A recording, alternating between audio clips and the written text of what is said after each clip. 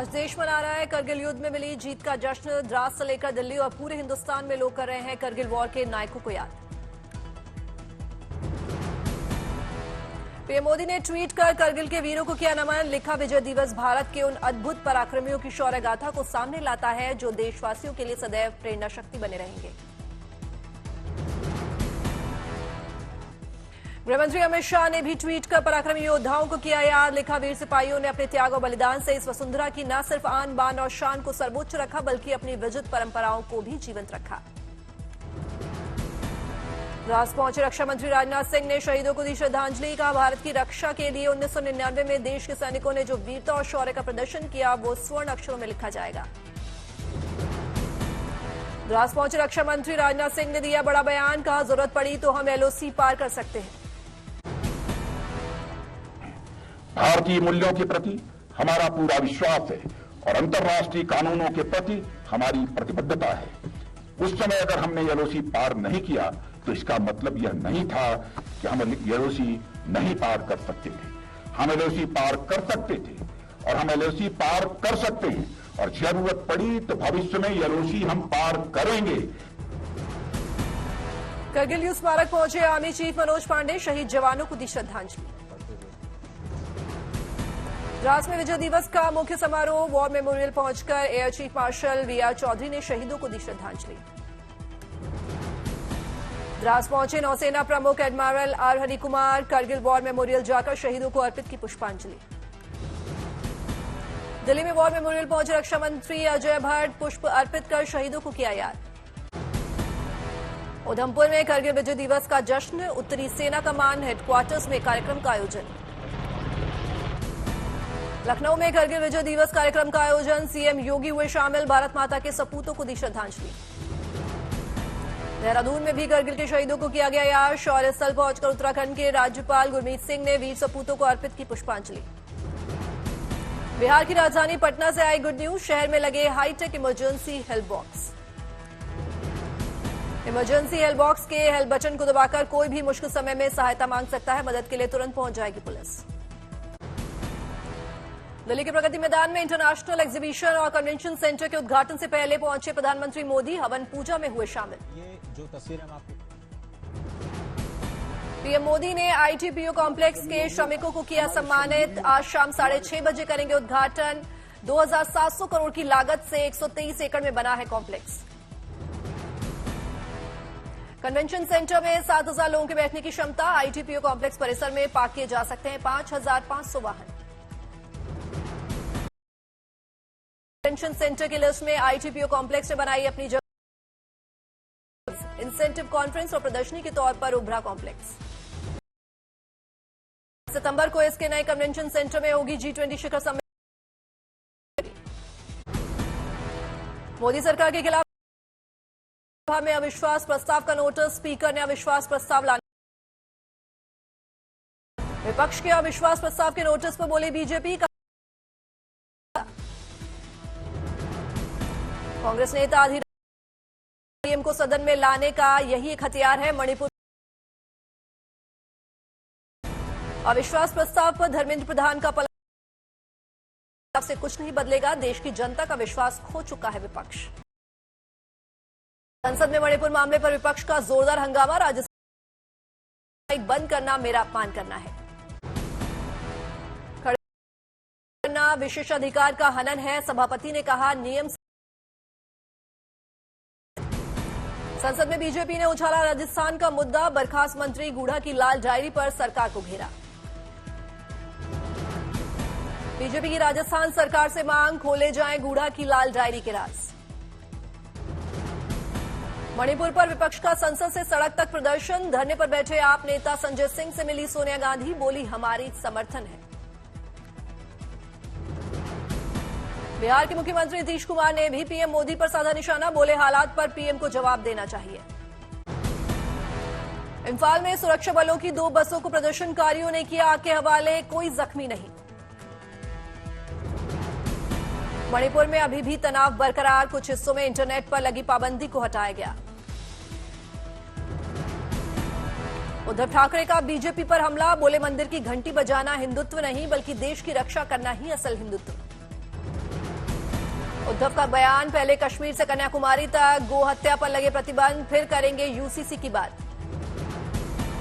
UP के मंत्री रघुराज प्रताप सिंह का विवादित बयान, कहा 4 लाख मस्जिदों को मुक्त कराकर हिंदुओं को सौंपा जाए। बिहार में महागठबंधन सरकार में आरजेडी को लेकर प्रशांत किशोर का बयान, कहा जब भी आरजेडी किसी गठबंधन में रही है असामाजिक तत्वों का मनोबल बढ़ता है। केंद्रीय मंत्री ज्योतिरादित्य सिंधिया विधानसभा कार्यकर्ता सम्मेलन में हुए शामिल, मध्य प्रदेश के छतरपुर में किया गया आयोजन। हिंदू देवता पर टिप्पणी कर फंसे केरल विधानसभा अध्यक्ष, कुन्नूर में युवा मोर्चा ने विधानसभा अध्यक्ष से माफी की मांग की।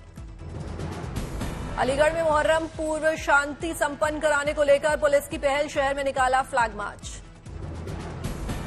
हरिद्वार पुलिस को मिली सफलता, कारोबारी से रंगदारी मांगने के आरोप में 2 आरोपियों को किया गया गिरफ्तार।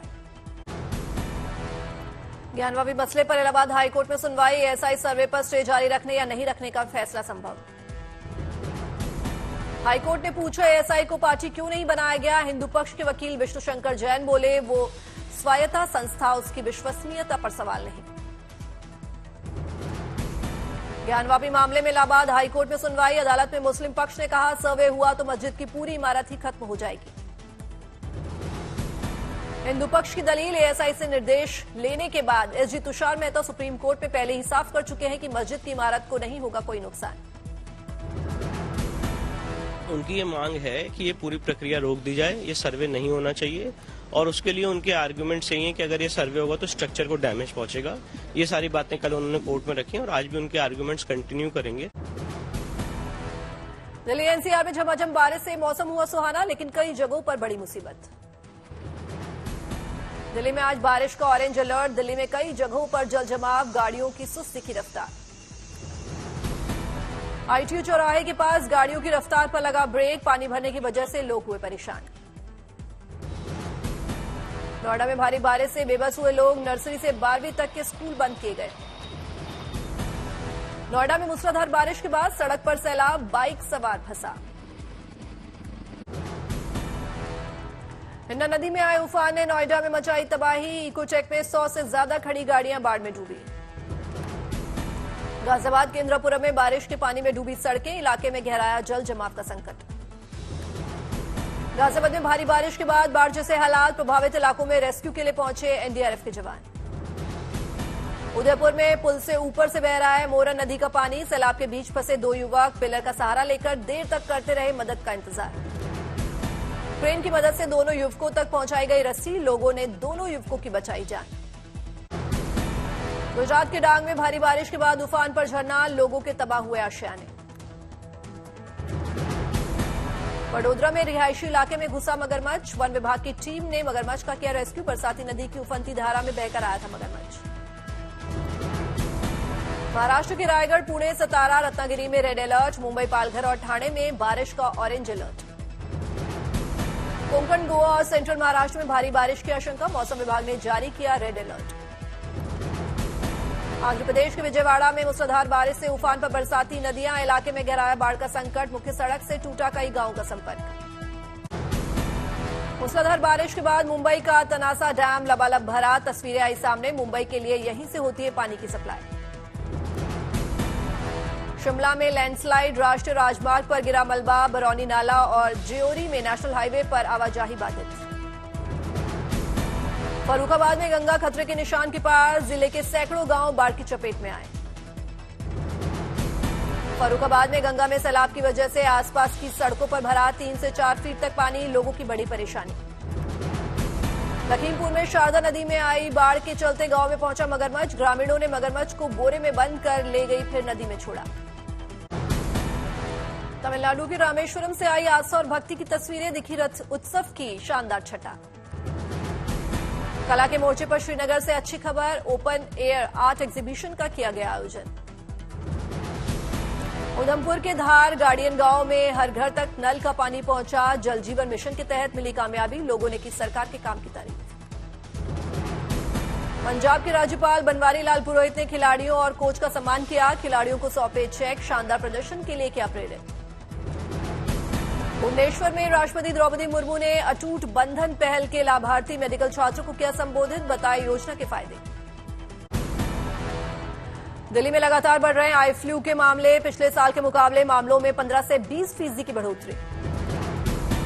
स्कूलों में बड़ी संख्या में बच्चों को हो रहा है आई फ्लू। डॉक्टर्स की लोगों से सावधान रहने की अपील।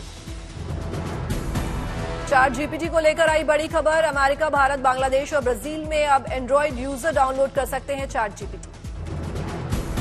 यूपी के मदरसों से जुड़ी एक बड़ी खबर। 27 जुलाई को जारी होगा मदरसों का रिजल्ट। 1.25 लाख से ज्यादा छात्रों का आएगा रिजल्ट। मदरसा बोर्ड की वेबसाइट पर जारी किया जाएगा रिजल्ट। देवघर में सजा मुरारी बापू का दरबार। श्रद्धालुओं ने सुनी रामकथा। जम्मू के मचैल चंडी माता भवन पहुंचे एडीजीपी मुकेश सिंह। मचैल यात्रा की सुरक्षा व्यवस्था का लिया जायजा। मचैल चंडी माता मंदिर भी पहुंचे एडीजीपी मुकेश सिंह। सफल यात्रा के लिए की पूजा अर्चना। अमरनाथ यात्रा पहुंच रहे विदेशी पर्यटक। फ्रांस की प्रोफेसर पहुंची बाबा बर्फानी के धाम। गुजरात के गांधीनगर में सेमिकॉन इंडिया प्रदर्शनी शुभारंभ। सीएम भूपेंद्र पटेल ने किया प्रदर्शनी का उद्घाटन। 27 जुलाई को करौली मेडिकल कॉलेज का वर्चुअली लोकार्पण करेंगे पीएम मोदी। तैयारियों का जायजा लेने पहुंचे डीएम। लखनऊ में छत्रपति शिवाजी महाराज पर खास कार्यक्रम का आयोजन। सीएम योगी ने आयोजन में की शिरकत। दिल्ली में मैंगो फेस्टिवल का आयोजन। उपराज्यपाल वीके सक्सेना भी पहुंचे। दिल्ली के महाराजा रंजीत सिंह पार्क पहुंचे एलजी वीके सक्सेना। पार्क का किया निरीक्षण। दिल्ली के पाला में एयरफोर्स स्टेशन पहुंचे एलजी वीके सक्सेना। तकनीकी क्षेत्र का किया दौरा।